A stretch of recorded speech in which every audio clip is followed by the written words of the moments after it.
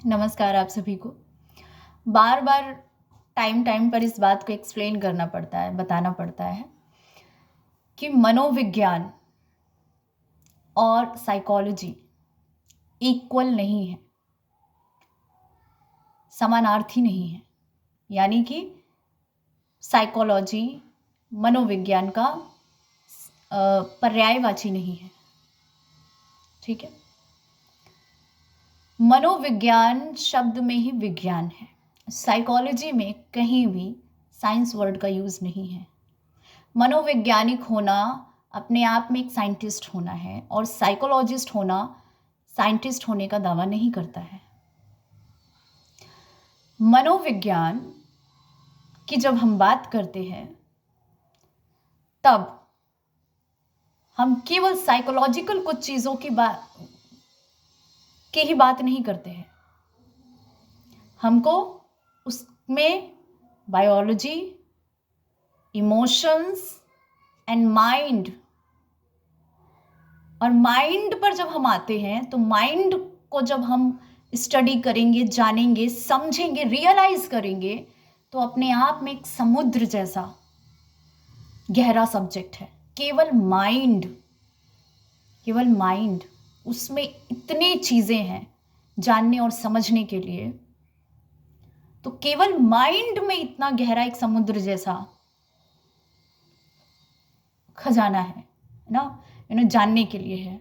ठीक। उसके बाद इमोशंस, ये इमोशंस जो है ये माइंड और आपका फिजिकल बॉडी, इन दोनों के बीच का कनेक्शन है इमोशंस।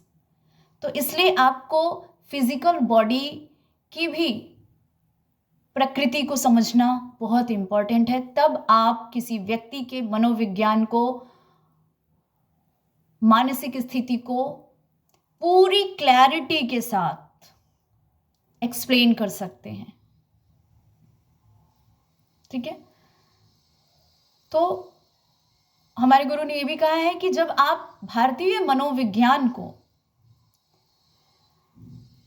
समझने की कोशिश करेंगे यानी समझेंगे तो आपको वेद, उपनिषद और द मोस्ट इम्पॉर्टेंट तंत्र, इन तीनों पर स्टडी करना पड़ेगा, इन तीनों को समझना पड़ेगा, जानना पड़ेगा। और जब आप इन तीनों में एंट्री करेंगे तो हर वो सूत्र, हर वो लॉजी, हर वो प्रभाव आपको जानना और समझना पड़ेगा जो भी एक मनुष्य के मन को, मानसिक स्थिति को प्रभावित करते हैं। वो सारी चीज़ें, उनमें से आप किसी भी चीज़ को इग्नोर नहीं कर सकते हैं। आप कहेंगे अरे ये सब कुछ नहीं होता है। आपके देखिए, एक जवाब, जब आप कोई प्रश्न किसी से करते हैं और जब बदले में ये जवाब मिलता है कि ये सब कुछ नहीं होता, तो ये जवाब अपने आप में बहुत गलत जवाब है। इसका अर्थ है कि उनको पता ही नहीं है, तो आपको जवाब में कुछ दे नहीं सकते, इसलिए वो कह देते हैं कि ये सब कुछ नहीं होता। उदाहरण, जैसे लोग कहते हैं भूत होते हैं क्या, क्या सच में भूत होता है क्या? तो जब कोई कहता है कि अरे ये सब कुछ नहीं होता, मीन्स उनको उस पर पूरा एक्सपीरियंस नहीं है, मतलब सही नॉलेज नहीं है। अब इसका सही आंसर क्या होगा? हम जो बने हैं, हमारा जो फिजिकल बॉडी है, ये पंच महाभूतों से ही बनी है। ये जो शरीर हमारा बना है एक इंसान का, वो पंच महाभूत से ही बना है। तो जब कोई ये कहता है कि ये सब कुछ नहीं होता, इसका मतलब है उनको नॉलेज नहीं है। दुनिया में किसी भी प्रश्न का जवाब ये जब होता है कि ये सब कुछ नहीं होता, तो वो जवाब गलत है। वो जवाब का अर्थ है कि उनको पता नहीं है। सिंपल।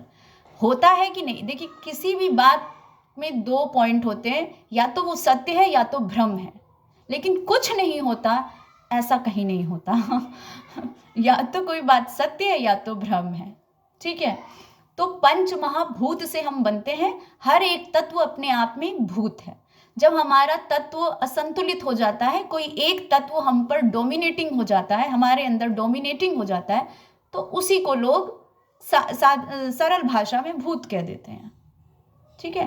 खैर, ये एक छोटा सा उदाहरण था। ठीक, तो जब आप मनोविज्ञान की बात करेंगे तो आपको ये सारी चीज़ों को जानना और समझना पड़ेगा, तब आप क्लैरिटी से किसी की मानसिक स्थिति को एक्सप्लेन कर सकते हैं, किसी की मनोविज्ञान को एक्सप्लेन कर सकते हैं, जिसमें आयुर्वेद भी आता है। आपको आयुर्वेद भी समझना पड़ेगा। मेरे लिए मनोविज्ञान समझना ईजी इसलिए हो जाता है क्योंकि मैंने आयुर्वेद की स्टडी की है, आयुर्वेद को सीखा है, तो मेरे लिए ईजी हो जाता है मानसिक स्थिति को समझना और एक्सप्लेन कर पाना, रीज़न को ढूंढ पाना, फाइंड आउट कर पाना।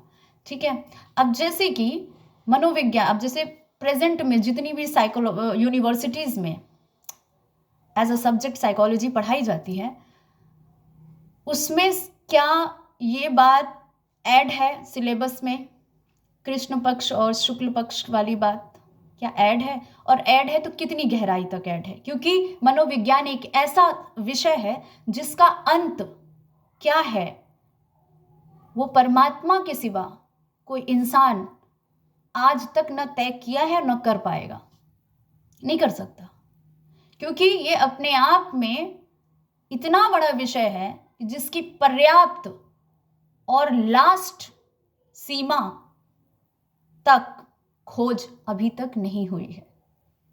ठीक है, तो कोई भी इसका कह दे कि इसकी अप्रूवल तो सिर्फ मैं ही दे सकता हूं या मैं ही दे सकती हूं, वो सिर्फ डोमिनेशन है और इसके अलावा कुछ नहीं है।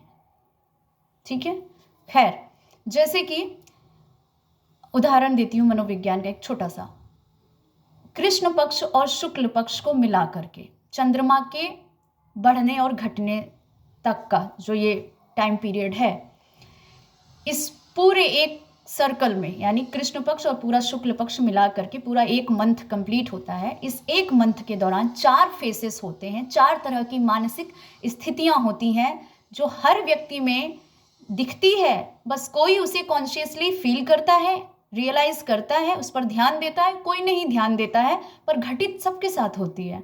जैसे अभी जो टाइम पीरियड चल रहा है कृष्ण पक्ष का, कृष्ण पक्ष में जो चतुर्थी तिथि से एकादशी तिथि का जो टाइम पीरियड है, इसमें पित्तवात बढ़ता है, जिसमें पित्त बढ़ता है, पित्त के साथ स्पेस एलिमेंट बढ़ता है। तो मनुष्य में क्या है कि वात में भी 2 तत्व होते हैं, वायु तत्व और आकाश तत्व। ये भी गहरी और मतलब रिसर्च का पॉइंट है, ये कहीं से मैं लिखित नहीं बता रही हूँ। ठीक है, तो वात में भी शुक्ल पक्ष में जब वात बढ़ता है तो उसमें वायु तत्व बढ़ता है, और कृष्ण पक्ष में जब वात बढ़ता है तो उसमें स्पेस एलिमेंट यानी कि आकाश तत्व बढ़ रहा है, दोनों में डिफरेंस है। ठीक है, तो ये पित्तवात बढ़ता है, इसमें क्या होता है, इंसान को नींद कम आती है, मैग्नीशियम की कमी होती है इंसान में, मैक्सिमम लोगों में। आप इस टाइम पीरियड में देखेंगे कि लोगों को नींद कम आएगी, मैग्नीशियम की कमी होगी, एंजाइटी होगा, ओवर थिंकिंग होती है इस पीरियड में, और एग्रेसिव ओवर थिंकिंग भी 2 तरह की है, एक एग्रेसिव है और एक डिप्रेसिव है। समझ रहे हैं, एक एग्रेसिव है, एक डिप्रेसिव है, अंतर है दोनों में। तो कृष्ण पक्ष में जो ओवर थिंकिंग होती है वो एग्रेसिव वाली होती है, और शुक्ल पक्ष में जो ओवर थिंकिंग होती है वो डिप्रेसिव वाली होती है। ये डिफरेंस है, और ये मैं कहीं पढ़ के नहीं बता रही हूं, ये मेरा अपना ऑब्जर्वेशन है, अपनी रिसर्च है। ठीक है, तो ये चीज हुई, इंसान को कॉन्स्टिपेशन होगा, गुस्सा होगा, और एक्सप्लेन कर दिया, छोटा सा उदाहरण था। क्या ये बात कहीं भी साइकोलॉजी की किसी बुक में जिस तरह से मैंने एक्सप्लेन किया कहीं है? नहीं है। तो इसलिए मनोविज्ञान की सीमा कोई व्यक्ति इस दुनिया का तय नहीं कर सकता कि बस इतना ही है, इससे ज़्यादा आप नहीं जानने की कोशिश करो, इससे ज़्यादा आप नहीं जान सकते हैं, इससे ज़्यादा आप नहीं बात कर सकते हैं, ये कोई व्यक्ति तय नहीं कर सकता। ठीक है, तो खैर, मेरे गुरु ने कहा है कि दास मनोवृत्ति से थोड़ा बाहर निकलिए और प्रैक्टिकल सत्य पर फोकस करिए और सही रिसर्च कीजिए मनोविज्ञान से संबंधित। तो मनोविज्ञान और साइकोलॉजी को एक बराबर मत समझिए।